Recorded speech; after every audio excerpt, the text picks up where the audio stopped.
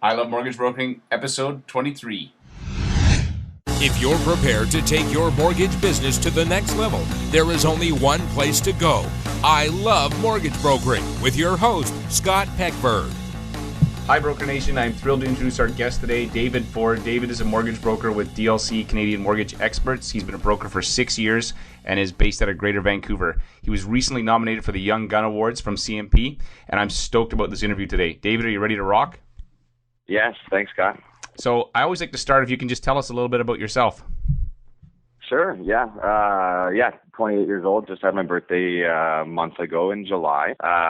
Me and some buddies went down to Vegas for it. I live in Vancouver, live downtown in English Bay. Still play sports really actively. Rugby, softball, hockey, football, anything. Vancouver is a very easy place to have a pretty fun, active outdoor lifestyle. So I try and get as much of that in as possible. That's awesome. And so how did you get into the mortgage business? It was a while ago, 6 years ago. I was in construction and really enjoyed that side of the industry. Still do. I'm actually working on a reno project like this weekend too. But I was more sales oriented, and tons of people were telling me, "Oh, you should become a realtor. You should become a realtor." And I know what they do, obviously, especially working with them for the last 6 years.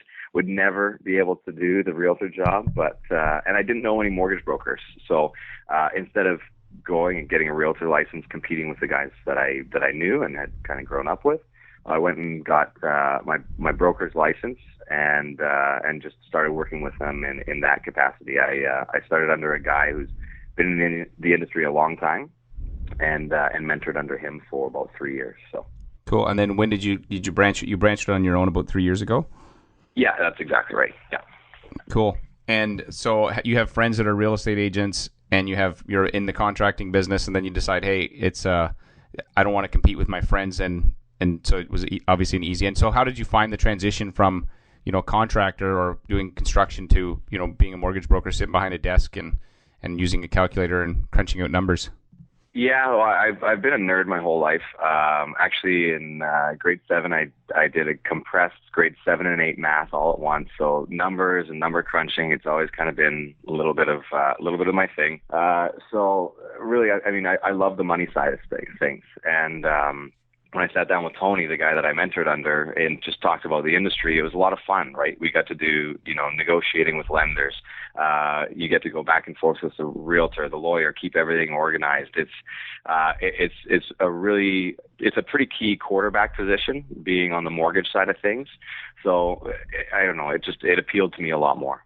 I like the idea. I've never thought of us as a quarterback, but we kind of are like a quarterback for the home buying process. We make sure everything. It comes down to the money guy. Mm-hmm. Cool. And so I always before we dive into your story, I always like to ask about a success quote, because for me, quotes always distill an idea down into really something that you can take with you. And I've had some that have really impacted my life. So can you share a quote that's impacted you? Sure. Yeah.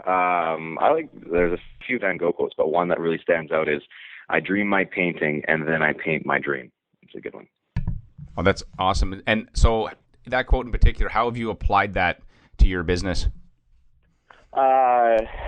Well, it's especially over the last 3 years, kind of getting my own voice in the industry, sort of building my own brand, building my own presence.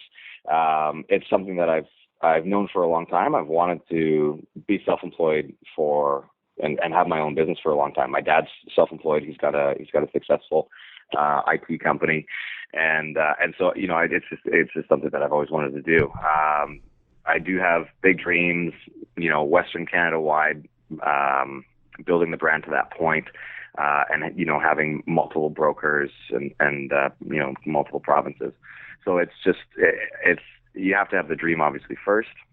And I'm not that much of a process guy. I need to get that guy alongside of me, but I'm a dreamer at heart when it comes down to things. So mm-hmm.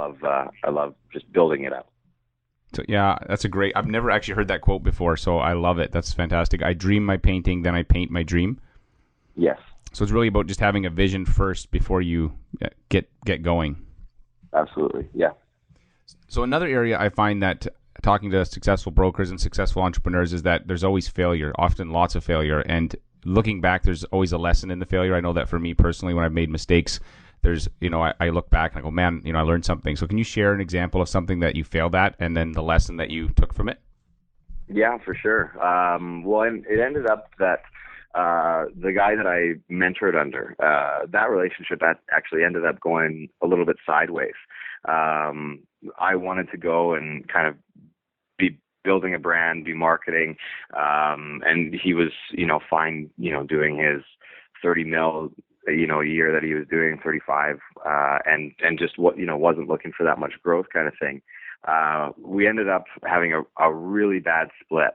And at first it was all right, everything was good, but then when I was transitioning over to CME, a couple of client files really got tested, and it just kind of it left a really bad taste in my mouth as far as the industry, and if this is how it's going to be, I was almost like, I just got to step off the brakes here. I don't, I'd rather go back to construction if that's how the business world is going to be for me, kind of thing.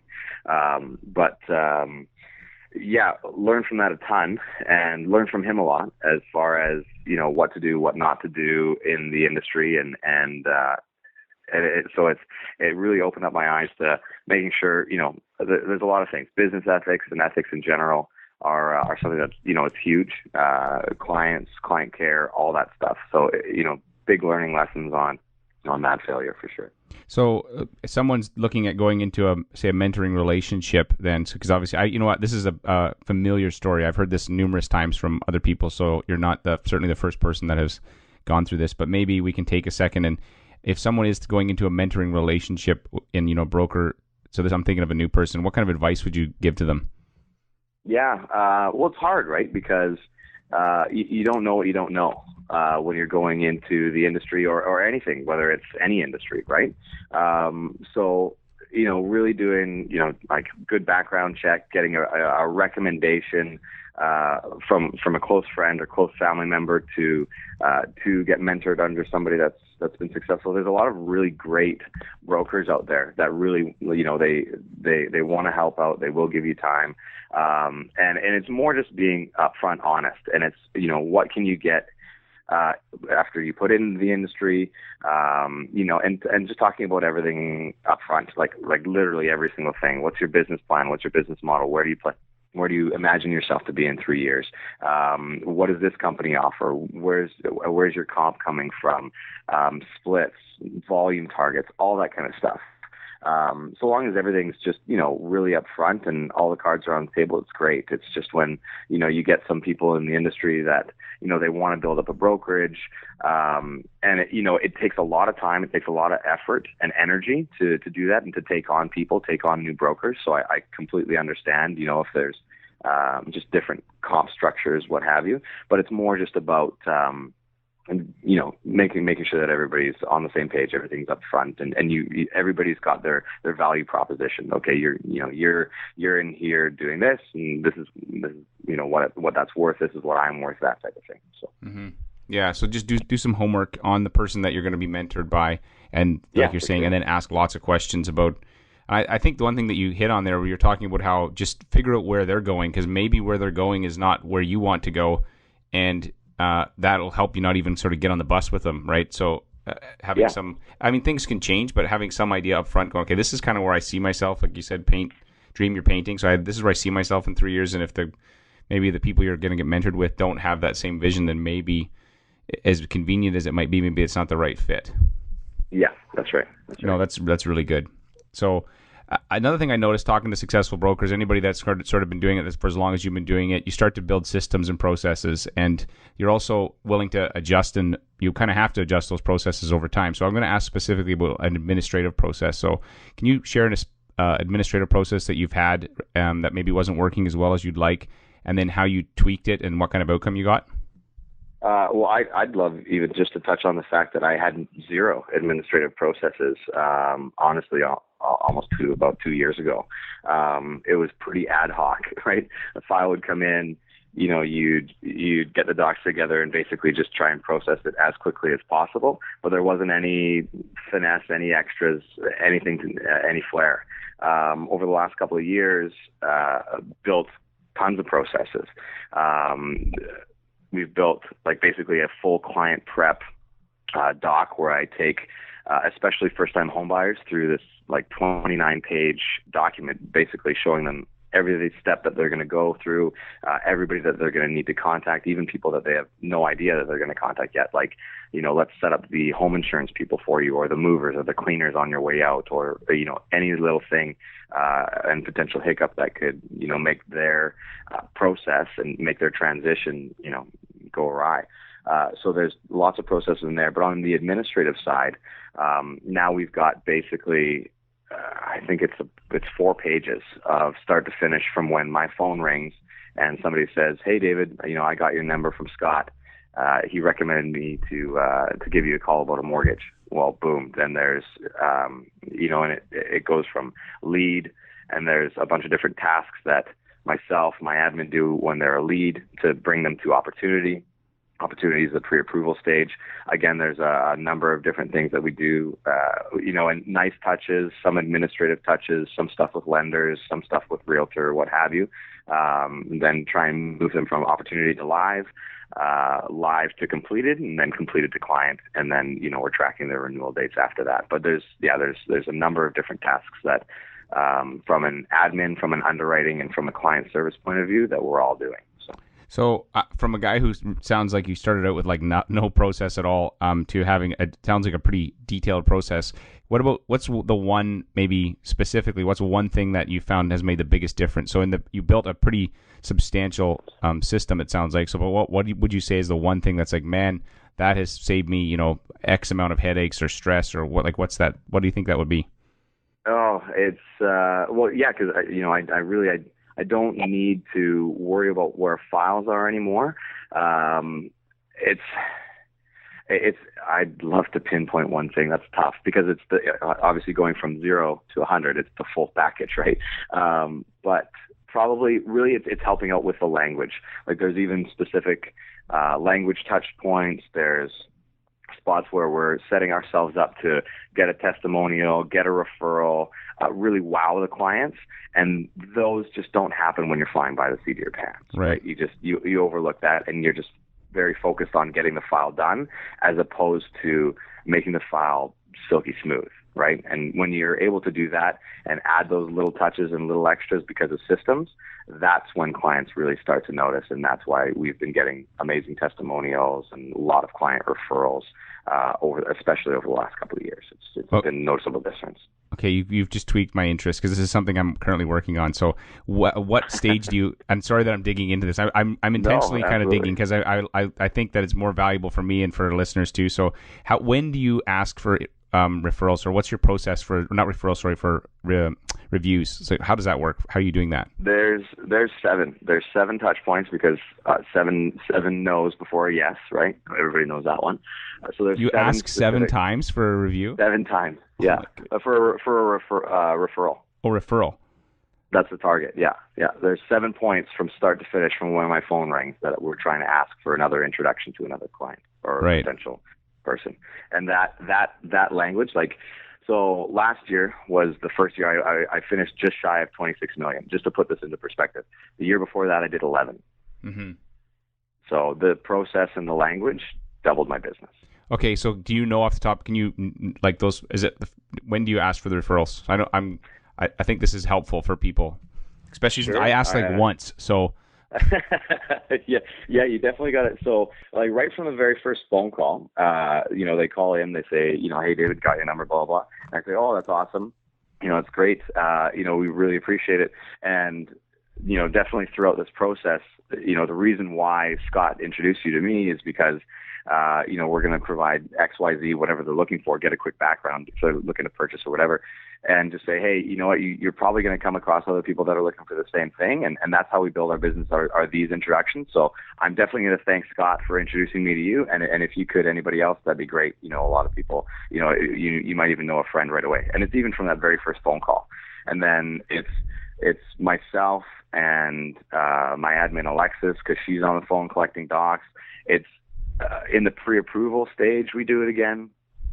When we're fulfilling all the docs and it's starting to get kind of close to complete, we do it again. We send out a card kind of in the middle of the process. That's a touch point, and it also says it again kind of during the move out stage, especially if they're purchasing and they're getting ready to pack. We help chip in with their cleaners or their movers, and they're usually wowed by that, so we ask at that point again too. And then definitely, like, when I'm actually over at their place, like if they've purchased a place, I do keys and bubbly. You can see on the website there's a bunch of clients. So I just come over on possession day, bring over a bottle of bubbly, and that's what it's been. We do a keys and bubbly photo, and that's in the package. I tell them, right away when I'm walking people through that 29-page doc, or and getting them prepped up, like, oh yeah, this is what we're going to do at the end, and really excited. I'll be coming over and we can pop champagne, what have you. And then there's a client survey that happens even after I'm done, 2 weeks after, and it's asked again. So it's our target is seven times. And wow, dude, that's impressive. And to double, like, that's a pretty impressive. I mean, the market's decent, but it's not certainly like 2006. So to double your business in a year by really harnessing those processes, and you even have your admin person asking for it, like, as well, like, that's part of her process. Yeah, twice. Yeah, she asked twice. That's so awesome, dude. I could end the interview right here. I'm like, okay, I'm done. I think this is a fantastic interview. I'm not going to, of course, but I'm like, go. If you're not doing this, go do it right now. Do you know Sabina Bubber? Sabina Bubber. No, I don't think I do. So she's at the coast, and her interview will be up shortly. But if you call her voicemail, her voicemail is ridiculous. Like, it literally asks for a referral in the voicemail, and I've never and it's so well done. I'm like, I've never heard that before. So right on. Anyway, I digress. Okay, so I'm not even going to ask you about a sales process, because that was like huge right there what you gave me, and I really appreciate it. So yeah, another area I've been hearing a lot of talk about is diversifying your income. So I've had kind of two camps. Some people are like, no, just stick to brokering. Some people are like, yes, you need to diversify. So where do you fall on this? And if you do diversify, what area are you working on? Diversify. Like, are you talking about like MPP, for example? Yeah, or is there some people are doing MPP, some people are doing like, getting into a life insurance, or is there any, commercial mortgages? There's, okay. Yeah. Gotcha. Commercial files, when they come across my desk, I say yes to every file, obviously. So and Dominion Lending has got, really, really great support in all areas. So we've got Plan B mortgages, which is great on the B side of lending. And then we've also got DLC commercial and leasing that takes care of anything. So it's really important, I think, for every broker to become that hub, that center of influence for your clients, so that whenever anything comes across the board, whether it's a B file or it's a commercial file or a leasing file, I mean, you're going to get 25 points just by referring it out. You still, you're that person that's hands-on with the client. So, I'd say that part of diversifying is great. As far as MPP goes, I think it's a great product. I sell it all the time, and the reason why I do, I used to not, because I'm not like, mortgage insurance, flog that, what have you. But we talked a little bit earlier about getting business from financial advisors. Well, the biggest lead in that I've been able to give financial advisors and what they can do with planning is, I don't not sell clients on the insurance, because the coverage is good. It's a low-term insurance product, et cetera. So it's great, even if it's just temporarily put in place, and then pass that insurance product over to a financial advisor and say, hey, Mr. and Mrs. Smith, you really got to go talk to this guy at Ed Jones, because he's going to come up with a specific plan for your insurance and your asset management and that type of thing. And it's always just really good to touch on that. And it's a value add service. And then obviously your referral partners, really like that too. So diversifying in that way, because MPP, they pay a little bit. I mean, it might be 3 to 5% of your income, but those bonus checks actually sure feel good. So. Mm-hmm. And one thing I didn't ask is, so are you do you have a family or anything? No family. No, single guy. Okay. No kids. So I was going to ask how you run your mortgage practice and your family, but hey, it's pretty much just that's why you can do, like you said, like mountain biking and all these activities. Yeah. No, I get to do that. It's pretty fun. Yeah, when you have a family, things start to get, it's great, but it's just a different stage. Yeah, this is what I hear and see, actually. Yeah. So I'm going to move to the rapid fire question. So what do you think is the number one thing holding most mortgage brokers back from being successful? Probably process. That's a good answer. Processes, yeah. What one thing or habit do you think has made you successful? Never die attitude. You got to get out there and grind. That's great. And do you have like an internet resource or software program you use that makes your business more successful? Yeah, well, I made mention that my dad's got an IT company, so we've built a custom back-end solution that actually manages all the stages of the file from lead to renewal. So that dashboard is in place, and then we've got all our doc storage in there. I've got all my IT stuff in there. I've got all my, lender info, stuff like that. I do use Dropbox as well. So yeah, there's a couple different software programs that I use. That platform that your dad's company's built, is that something that's like for sale in the marketplace, or is it just something that you got built that you just use personally? Just something that I'm using personally. We just finished making it last, what is it now? Probably November. It's going to be, absolutely, because it's a game changer for sure. Even, to track, like it's a CSM, it's a file management, document storage, and like IT and admin from a business owner perspective is all built into one. So we're tweaking it, and eventually it'll be for sale for sure. Cool. Well, at some point when you do, let me know, and I'll post a link to it because this cool. interview will be here for a long time, so you can, when it comes live. Do you have a name for it? Sharepoint. We just built it on a Sharepoint platform. I don't know. We just left it. I want to own branded. Okay. Well, I'll give me the name and the link when it goes live, and I'll put it in on the show. Cool. Will do. And if you could recommend one book for our listeners, what would it be? I'm going to recommend two. Sorry. That's good. For inspiration, read Walter Isaacson's Steve Jobs biography. It's amazing. That guy was truly amazing from a business perspective.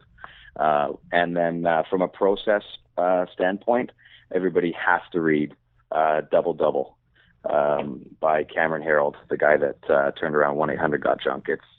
If you want operations, like, this book will just get you going so good. It's fantastic. I thought it was going to be a Tim Hortons book. No. It's the COO from 1-800-GOT-JUNK, and it's like my new business Bible. So. That is not a book I've heard of, and I'm really, on the wall in my office, I have process is our competitive advantage, and I've really been thinking a lot lately about how the process matters a lot, and even the marketing's important, but if the process will make or break your business, and so I've been obsessing. Sure. So I love this conversation and what you've been doing. So yeah, Cameron Herold, Double, hands down. And I'm a E-Myth guy as well. I've read those, and those are E-Myth Mastery. Those are game changers. But Double was like, wow, yeah, this is business. This is good. Cool. I got to check it out. And then where do you think our industry's headed? Where's the opportunity? Oh, there's too much opportunity. It's great. I really think that we can become the first go-to for clients for mortgage advice. Not just mortgage advice, but the really good brokers are out there. They're actually sitting down. They're giving clients advice. They're helping to shape where they're going to be in 5, 10 years, 25 years potentially. With the properties that they own. So there's tons of opportunity, and I really see mortgage brokers kind of moving into, I really hope that mortgage brokers jump on the same bandwagon with, talking with financial advisors, really getting in tight with those guys so that we can provide a ton of value for clients. Not just, I don't really like the term mortgage broker because it's very transactional, as opposed to, consulting, which is like, setting up families for success. Let's buy multiple properties. Let's, get you building up that asset book, really well. So that's where I see the opportunity, because, not to, down talk the banks too bad, but, the kids in the banks that are just, out there to regurgitate everything coming from head office, they're just, it's not the same, right? So there's opportunity for us to really be consultants on the mortgage in the mortgage industry. Right. And there's tons of opportunity. There's too much. That's good, and that's why I love these interviews. They get me jacked about what's possible. And so, this is one of my favorite questions, and it's the DeLorean question. You remember the movie Back to the Future? Yes. And so in the movie, they had this car that you could travel in time. And so if you could get in the DeLorean and you could set the time for not 1988 or whenever the movie was done, but for your first day as a mortgage broker, so 6 years ago, and you could go visit yourself and give yourself 3 pieces of advice to make your business even bigger than it is today, what would you tell yourself? Yeah. Ooh. First of all, never quit. This is a tough industry at times. It really is. It's constantly moving. But you get to year 5, you get to year 6, you're going to start feeling really good. So, give a reminder at that for sure. Get your processes down right away. Like had I built those, 4 pages of what you do from phone ring to keys and bubbly, that would have been amazing. So get your process down.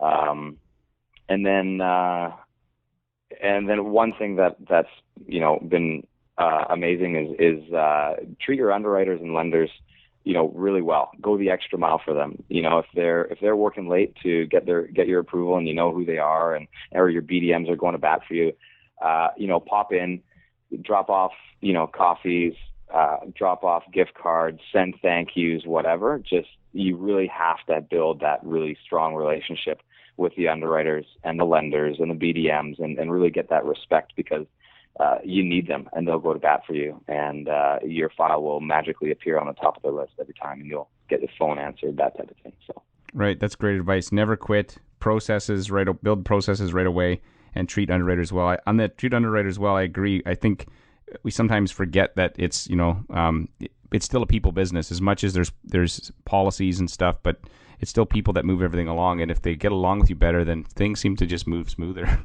Oh, and it's so much more fun, right? I mean, I love making money with people. It's the best thing ever. That's what gets me jacked up. and then the other thing I would think too, and when you said about the processes right away, like I think of a friend of mine who just got in the mortgage business, and just the phone ringing is exciting at all. But if you don't have processes, so if somebody's listening, if you don't have them, just use someone else's. Like copy something, and you can always build it into your own later. But start with some process, so that it's not just because eventually when you start getting traction, you're going to be wishing that you were doing some kind of a process. So absolutely, yeah, and it obviously, like everything else, it'll evolve over time, but get your processes down for sure. Right. Well, David, I've really appreciated this interview. I love the 7 asks for referrals in the process, and being so intentional about it. I'm going to go back and look at mine and amp it up from like 1. So yeah, build it in, man. Build it in. Yeah, I know it's just all about process, though, right? If you put it in the process and you follow it, then you won't miss it. So where can people find you online? www.iwanttoown.ca. That's where they can find me. And are you guys hiring at all? Not at the moment. No. Okay, cool. Well, anybody who's listening, if you want the show notes, anything we talked about, and links to David's website, you can go to ilovemortgagebrokering.com. David, I have really appreciated this interview, and I hope you rock the rest of your year. Very welcome. Thanks, Scott. Appreciate it. If you are prepared to take your mortgage business to the next level, there is only one place to go. I Love Mortgage Brokering with your host, Scott Heckberg. Hi, Broker Nation. If you enjoyed this interview, please take a minute, visit iTunes, and rate this podcast. If you do, you'll get 3 deals in the next month. Okay, that's not true, but I would really appreciate it. Also, I want to invite you to join me on a quest. After every episode, I personally take 5 minutes and think about one thing or one idea I can use to improve my mortgage business. I encourage you to do the same. Over the next 12 months, I plan to do 100 interviews and make 100 improvements. I'm going to track these to see how they impact my business and, more importantly, my bottom line. Visit ilovemortgagebrokering.com and post in the show notes what one thing you plan to do differently after listening to this interview, and check out what other brokers are sharing. Also, if you'd like to connect with me, fire me an email at scott@robyourbank.com. I love hearing from passionate mortgage professionals who are interested in improving their business. Until next time, rock on.